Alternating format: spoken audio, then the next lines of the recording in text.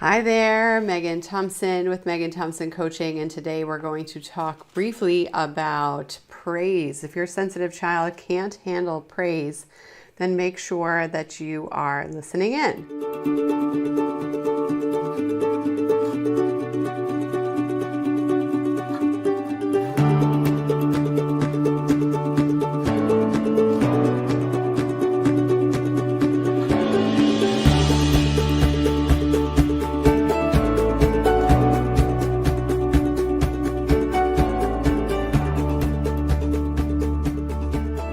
So if you are parenting a kiddo who is stuck in the meltdown cycle, this might be a child or a teenager, somebody who is hitting, kicking, screaming, running away, feeling so frustrated with whatever it is that's bothering them in the moment, and you find yourself struggling to recognize patterns, to identify the causes of your child's big behaviors, or breaking out of the cycle just hasn't happened yet, then I want us to talk about one of the key pieces that we see many parents struggle with. Now, as a parent, you might be thinking that it's really important to help your child feel capable, right?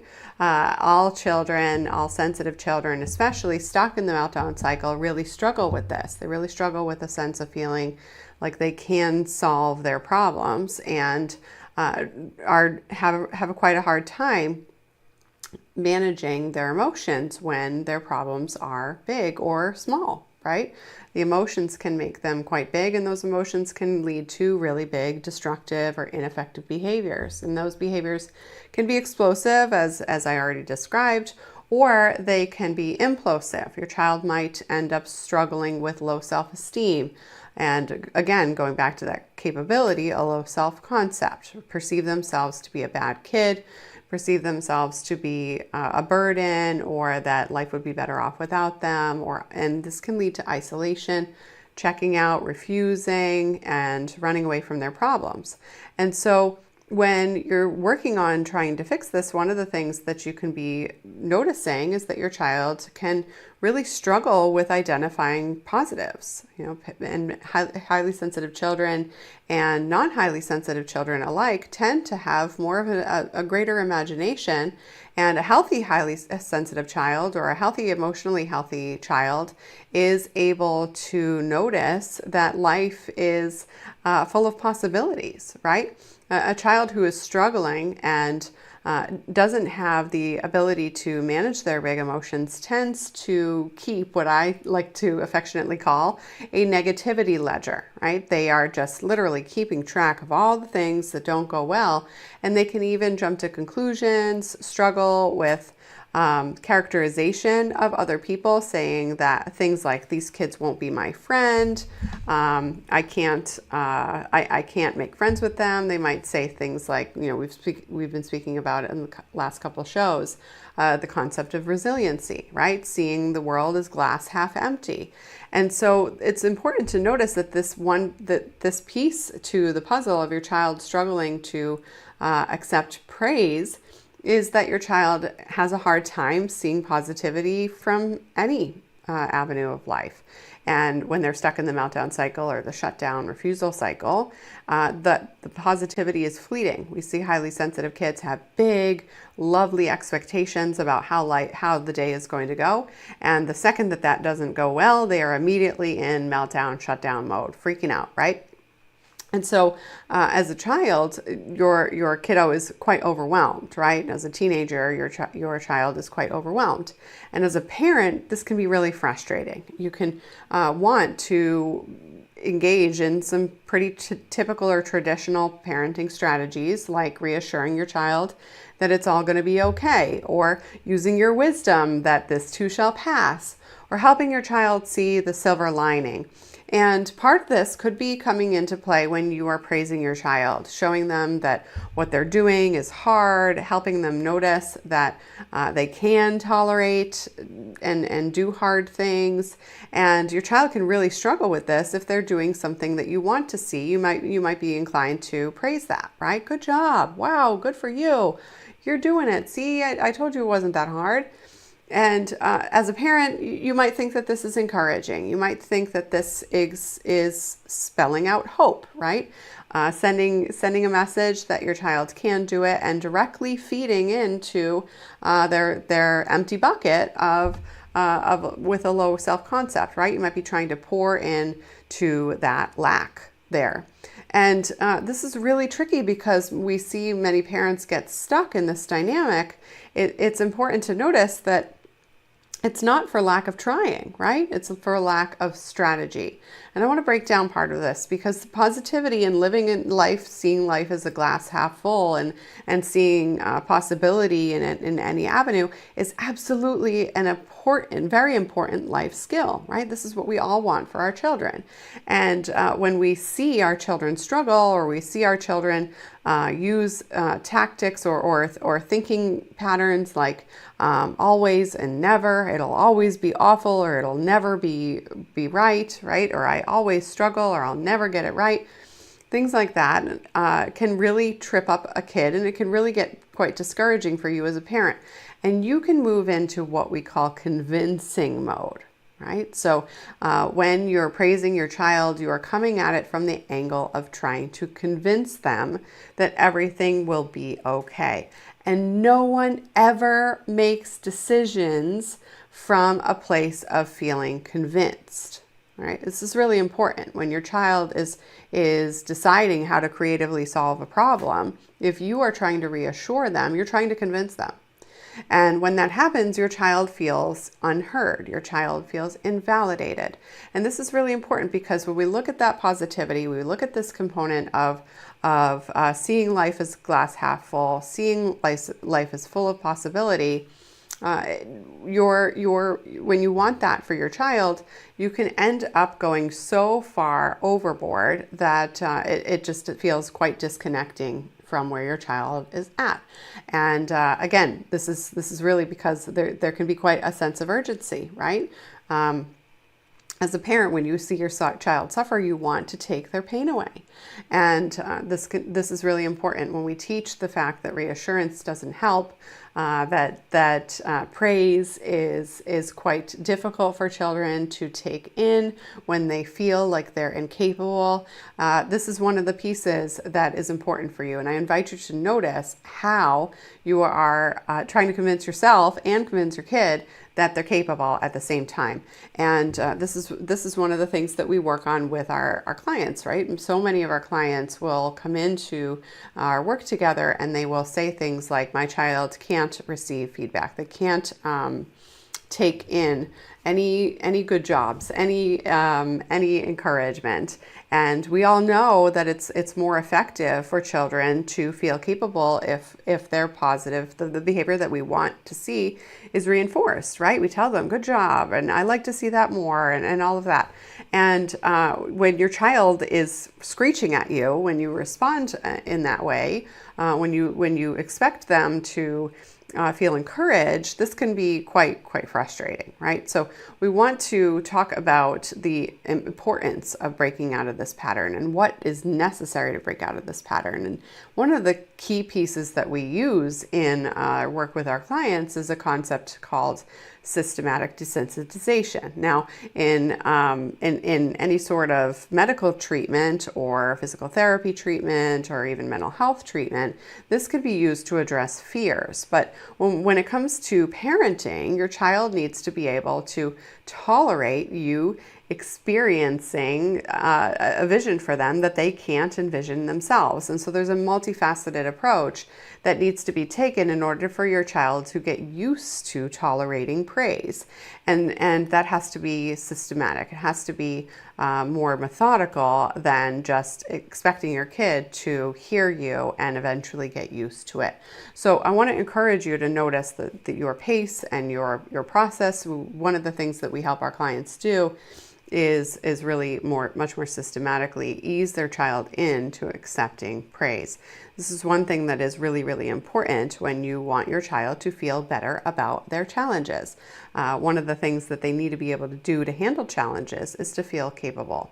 So the next thing that I advise parents to be working on is to support children in finding ways that they can feel capable. Now, this might feel like the first thing that I was just speaking about, which is the the where you're encouraging your child. And I really want to speak about the difference between a child-led, right, internal motivation focus, when your child already decides that they're capable of something, and highlighting that for yourself through your relationship with them, compared to when you are encouraging them and that turns into convincing. So when your child is able to notice and name what they are capable of and what they are following through on, then they are going to be much more able to accept praise on that topic because it came from them. Now, when you're working on this as a parent and you're seeing this self-led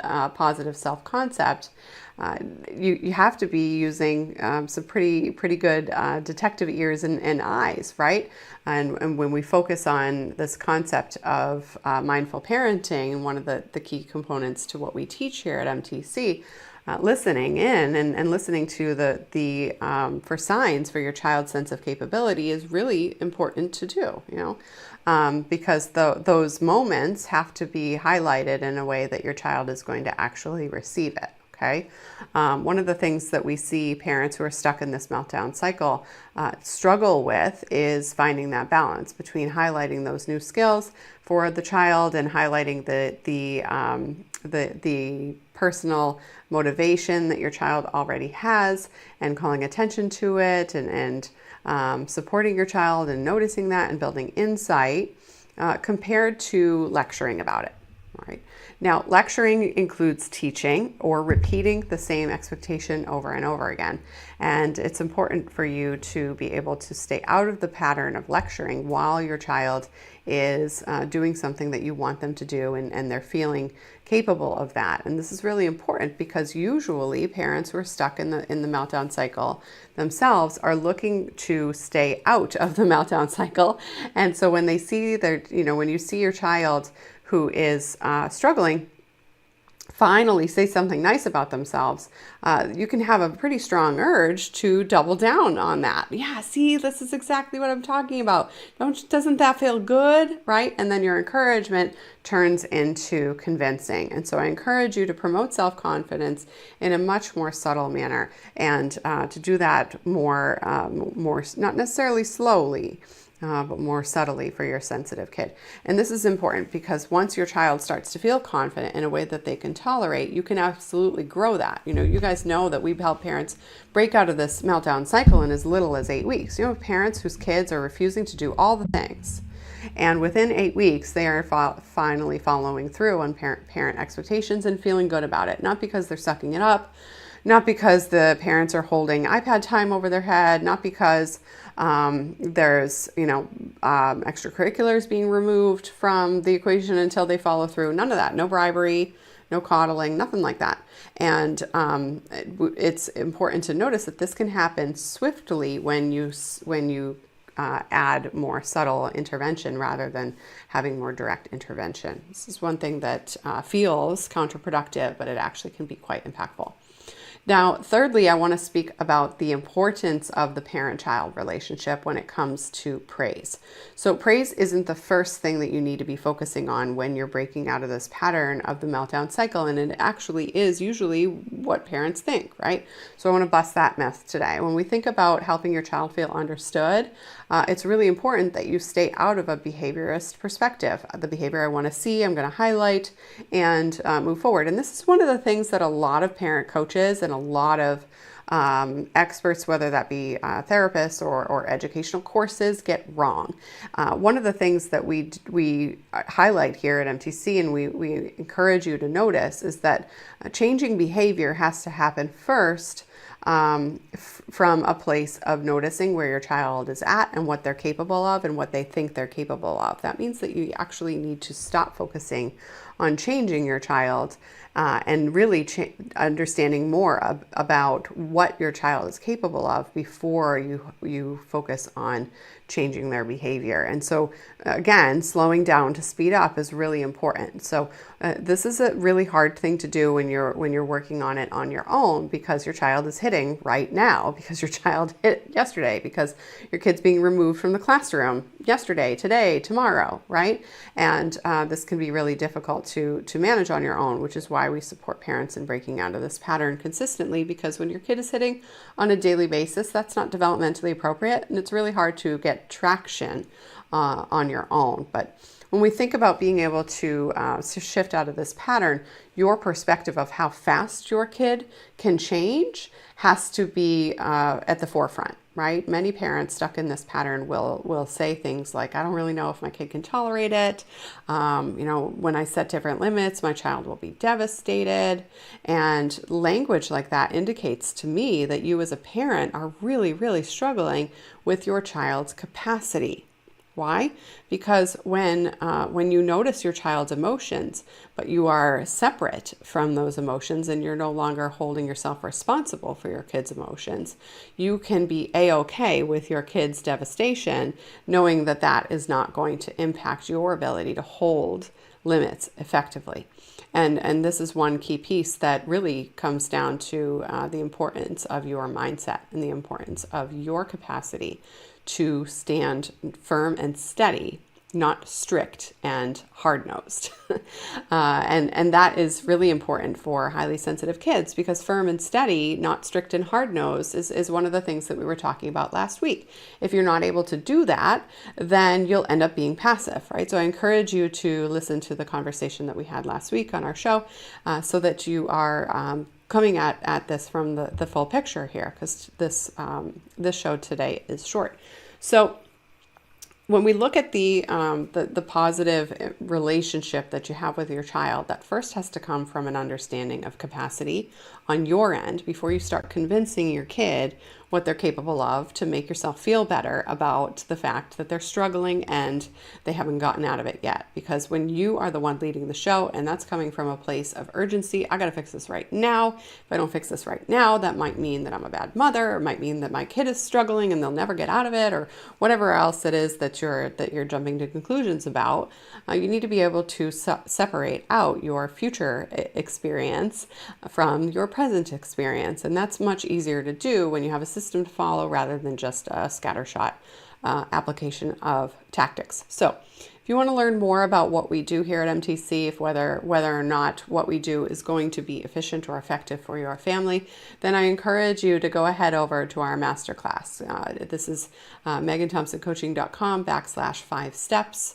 Or if you're parenting a teen stuck in this meltdown cycle, it is meganthompsoncoaching.com/5 steps_teen, right? So teens typically show up with a more refusal, shutdown, isolation tactics, or stress response in this cycle, whereas children can run the gamut. They can engage in meltdowns, shutdowns, refusals, all of them, right? We don't usually see as many meltdowns by the time the child hits high school age, right? Freshman year and up. However, there's definitely yelling, there's definitely outbursts, there's definitely shutting down. So when we're breaking out of this pattern, you need to be able to notice that there's a big difference between 8th grade and 9th grade. So it's not a matter of your child's age, it's a matter of your child's peer group and their social responsibilities, as well as their cognitive capacity and their chronological age. So all of those things come into play when we think about addressing this problem once your child is a teenager, much more so than chronological age. And that's really important to pay attention to when you're parenting sensitive kids, because they are connected to the collective community that they are being raised in, and they're connected to at that age. So I encourage you to go ahead and register for those free trainings if you haven't already. Make sure that you are learning all about the 5-step process that we talk about here. I talk about many of these concepts in more depth than today's show, and